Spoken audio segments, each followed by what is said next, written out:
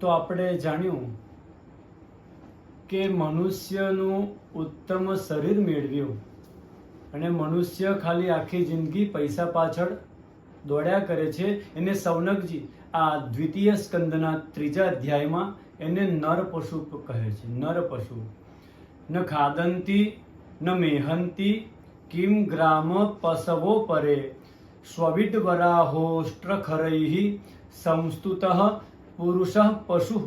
એને પુરુષ પશુ કહ્યું છે. અને આવા પુરુષ પશુને જોઈ અને 4 પશુઓ એની ખૂબ પ્રશંસા કરે. કયા 4 પશુઓ સૌનકજી બતાવે છે? તો સ્વ એટલે કે શ્વાન, કૂતરું. આપણે ઘરમાં અંદરો અંદર ઝઘડા કરીએ ત્યારે આ કૂતરું દોડતું દોડતું આપણા ઘર પાસે આવીને જોઈ અને પ્રશંસા કરે કે જો આ મારા જેવો દેખાતો નથી પણ મારા જેવા લક્ષણો છે. આપણે જોઈએ જ છે કે બીજી ગલીનું બીજા ફળિયાનું કૂતરું એ આપણી ગલીમાં આવે તો આપણા ફળિયાના કૂતરા કે ગલીના કૂતરા એને ભસીને ભગાડી મૂકે. અંદર અંદર ખૂબ લડે. એટલે આપણે લડીએ ને ત્યારે શ્વાન એ ખૂબ પ્રશંસા કરે. બીજું કહે છે વિટવરાહ એટલે જંગલી સુવર કે ભૂંડ, અને બીજું આ સામાન્ય જે ગંદકી ખાતું હોય, વિષ્ટા ખાતું હોય, એ પણ આપણા જેવા નર પશુઓને જોઈને પ્રશંસા કરે કે આ લોકો પણ પેટ ભરે છે, આપણે પણ પેટ ભરીએ છીએ. પશુઓ કેટલું ભોજન કરે? જેટલું ખાઈ શકાય એટલું, પછી એનો ત્યાગ કરી નીકળી જાય. અને આપણા જેવા નર પશુઓ એટલું બધું ખાય કે 7 પેઢી સુધી ખૂટે નહીં એટલું ભેગું કરી લે. એટલે આવું જોઈને આ વિટવરાહ એ ભૂંડ એ આપણી પ્રશંસા કરે. ત્યાર પછી છે ઊંટ. ઊંટને પરમેનન્ટ ડોક ઊંચી જ હોય છે, નીચી નમે જ નહીં. એ પણ આપણા જેવાને જોઈને પ્રશંસા કરે. કેવાની? તો આપણને થોડું માન, પ્રતિષ્ઠા, પદ મળ્યું એટલે આપણે પણ ઊંચી ડોક રાખીને ચાલીએ. આ ડોક શેના માટે છે? નમવા માટે છે. નમે તે સૌને ગમે. કોઈ સાધુ સંતો મળ્યા, એમને વંદન કર્યા, મસ્તક નમાવ્યું, એ નમતી નથી અને પદ પ્રતિષ્ઠાથી, અહંકારથી ઊંચી છે એ જોઈ અને આ ઊંટ એ પણ આપણી પ્રશંસા કરે છે. અને ચોથું છે એ ગધેડો. ખર એટલે ગધેડો. એ પણ જોઈ અને આપણી પ્રશંસા કરે. એ ગધેડો શું કરે? તો એના માલિકનું જે માલ છે એનું વહન કરે, એક જગ્યાથી બીજી જગ્યાએ લઈ જવાનું કામ કરે. અને સમય થાય, વૃદ્ધ થાય એટલે એને લાત મારીને તગેડી મૂકે. એને થેન્ક યુ પણ આજે સુધી કોઈ સાંભળ્યું? કોઈ ગધેડાને થેન્ક યુ કહ્યું હોય? કોઈ ના કહે, એને કાઢી મૂકે. એ જ વસ્તુ છે ગધેડું આપણા ઘરના વડીલોને જોઈને પ્રશંસા કરે છે કે આખી જિંદગી જે બાળકોનું અને પરિવારનું તમે પાલન પોષણ કર્યું, એ જ બાળકો, વડીલો જ્યારે તમને વૃદ્ધ થાવ છો અને કંઈક વાત કહે છે ને, તેઓ કહે છે કે તમને ખબર ન પડે, તમે જાઓ તીર્થયાત્રા કરવા નીકળી જાઓ, ત્યાગ કરે છે. એ ગધેડું આપણને જોઈને, આવા નર પશુઓને જોઈને એમની પ્રશંસા કરે છે. માટે ભગવાનની દરેક મનુષ્યે આરાધના કરવી જોઈએ. જે મનુષ્ય ભગવાનની કથા સાંભળતા નથી, એમના કાન એ કાન નથી પણ એ સર્પના રહેવાના રાફડા છે. એ શ્લોકમાં કહે બિલેવતો રુક્રમ વિક્રમન્યે ન શૃણવત કર્ણપુટે નરસ્ય. આગળ શ્લોકમાં કહે કે જેની જીભ ભગવાનના ગુણાનુવાદ ગાતા નથી ને, ભગવાનના નામ લેતા નથી, એના એ જીભ નથી, એ દેડકાની ડ્રાવ કરતી જીભ છે. દાદુર શ્લોક છે અહીંયા. જીહવા સતી દાદુરીરેક સૂત નચોપગાયત્યુરુગાય ગાથા. આ સૌનકજી આ ઉત્તમ વાત સમજાવે છે કે ભગવાનનું નામ લેવું, પણ આપણી જીભ એવી છે કે ક્યારે પણ એ ઘરડી થતી નથી.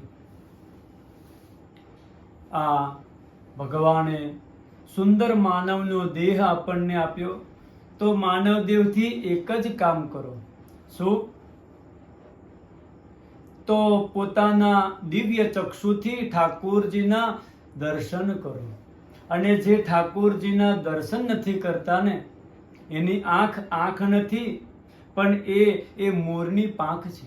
મોરની પાંખની અંદર એક સુંદર મજાનું આપણને નેત્ર જેવું ચિહ્ન દેખાય. એ બસ ખાલી દેખાવ પૂરતું.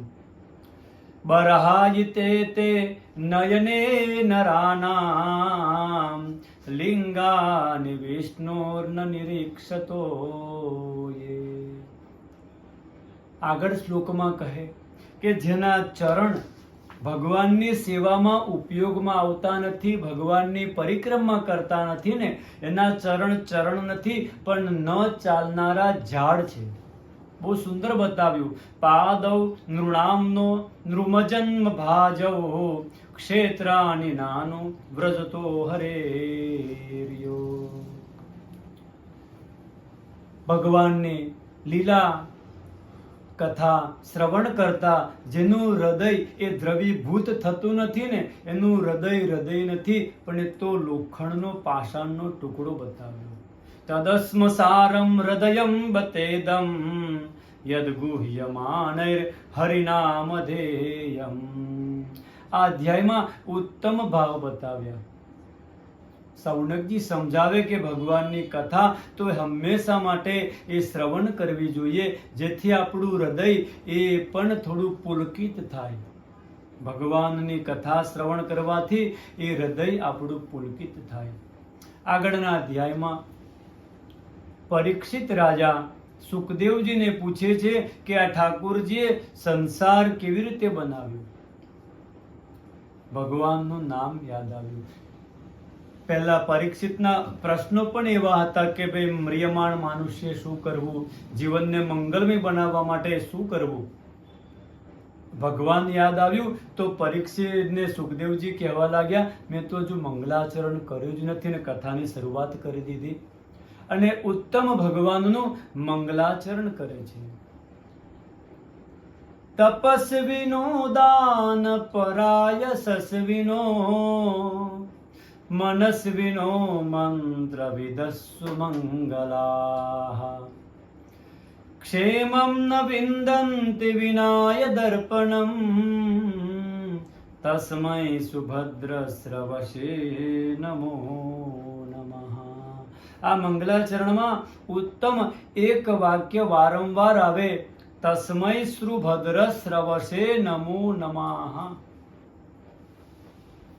તો જેના યશનો શ્રવણ કરવા માત્રથી જીવનું પરમ મંગલમય થાય છે, એવા ભગવાનને વંદન કરે છે, વારંવાર વંદન કરે છે. કદાચ કોઈ રાજાનું આપણે યશનું ગાન કરીએ તો રાજા શું કરે? આપણને ધન સંપત્તિ આપે ને સંતુષ્ટ કરે, પુરસ્કાર આપે. કોઈ રાજાનું આપણે યશનું ગાન કરીએ તો